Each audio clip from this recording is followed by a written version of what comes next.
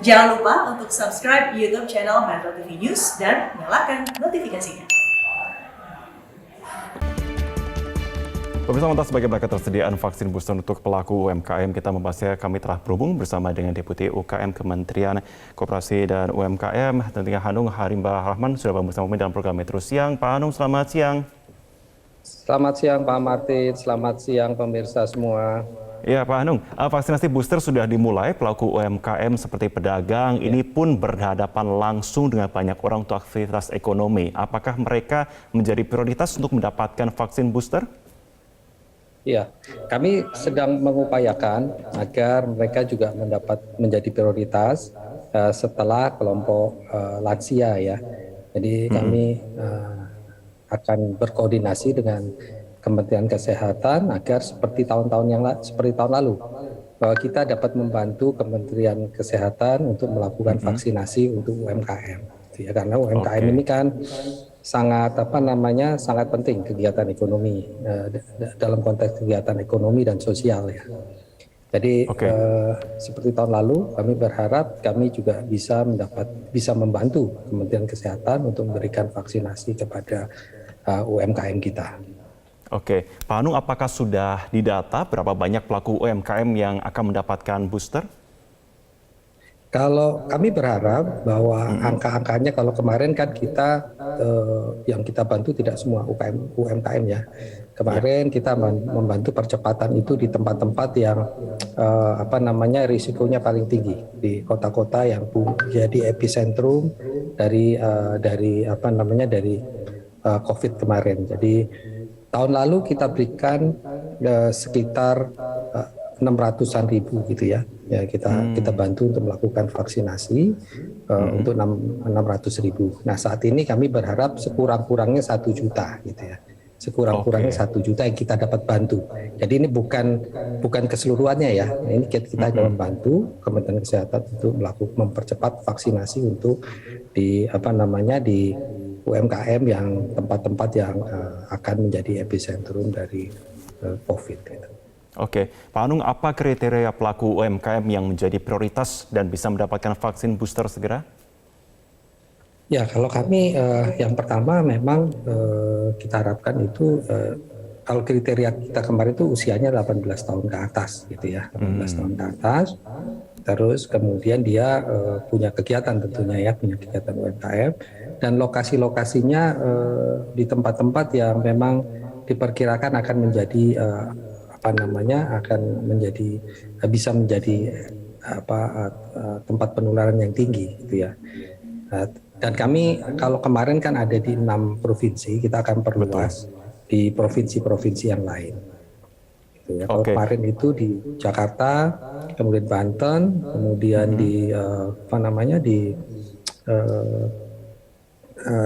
Jawa Tengah, Jawa Timur, kemudian di Sulawesi Selatan. Ya. Nah sekarang kita ingin perluas Bali, kemudian Sumatera Utara dan beberapa tempat lainnya. Oke, kalau kita berkaca kepada pemberian vaksin pada periode katakanlah untuk vaksin tahap pertama dan kedua yang lalu yang diberikan kepada pelaku UMKM, apa yang bisa menjadi bahan evaluasinya, Pak? Iya, jadi kalau kami kemarin sudah cukup baik melakukan kegiatan itu. Artinya bahwa proses dari vaksinasinya itu bisa berjalan lancar. Hanya kemarin kita ada kesulitan, ada sempat kekurangan vaksin ya, ada tersendat pengiriman vaksinnya karena jumlahnya terbatas. Nah itu mungkin yang perlu kita kita antisipasi, yaitu logistik dari vaksinasi ini. Gitu. Oke, untuk mencapai jangkauan-jangkauan ke daerah-daerah lain selain juga kota-kota besar ini, adakah langkah koordinasi yang akan dilakukan Kementerian, Pak? Ya, kalau kami biasanya berkoordinasi tentunya dengan Dinas Kesehatan dan juga dengan kami kemarin bekerja sama dengan dengan Hipindo gitu ya. Dunia usaha ya, kemudian dengan TNI Polri dan juga Pemda gitu ya. Nah ini tentunya hal ini juga kami akan akan kita lakukan lagi, kita tingkatkan lagi koordinasi tersebut. Ya.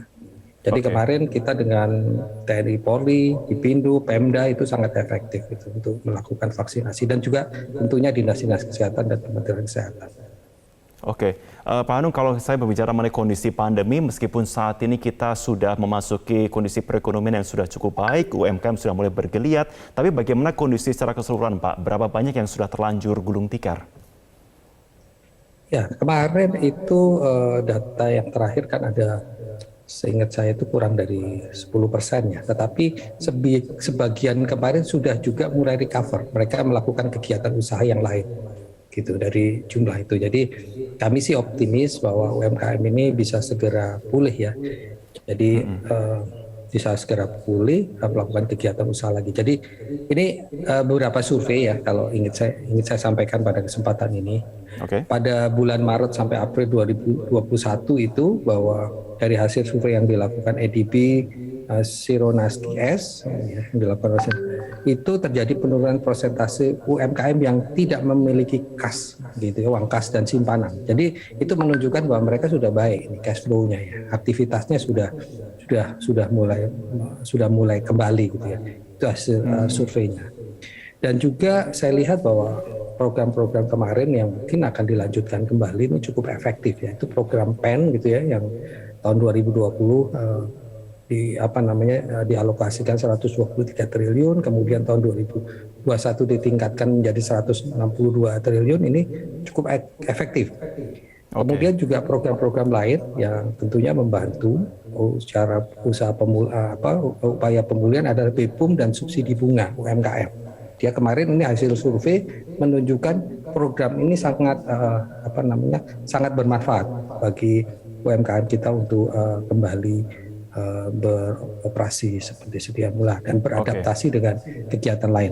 Selain itu, program yang lain kita adalah digitalisasi UMKM. Kita mendorong UMKM kita agar masuk ke platform digital. Kalau di tempat-tempat yang ada pembatasan aktivitas, mereka bisa lakukan penjualan secara online. Target kita tahun 2024 itu 30 juta UMKM kita masuk ke platform digital. Jadi ini adalah upaya-upaya yang kita harapkan nanti bisa mempertahankan momentum pemulihan ekonomi dan UMKM kita ke depan.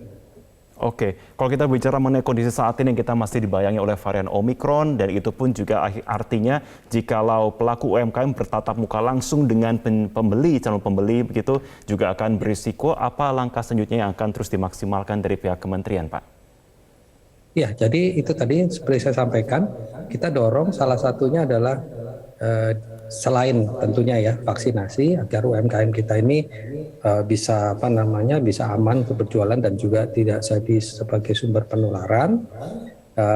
Kita upayakan mereka masuk platform digital gitu ya. Beberapa tadi salah satu target yang kita upayakan adalah pada tahun 2024 ini ada 30 juta UMKM kita masuk ke platform digital, sehingga mereka bisa melakukan perdagangan tanpa harus bertatap muka.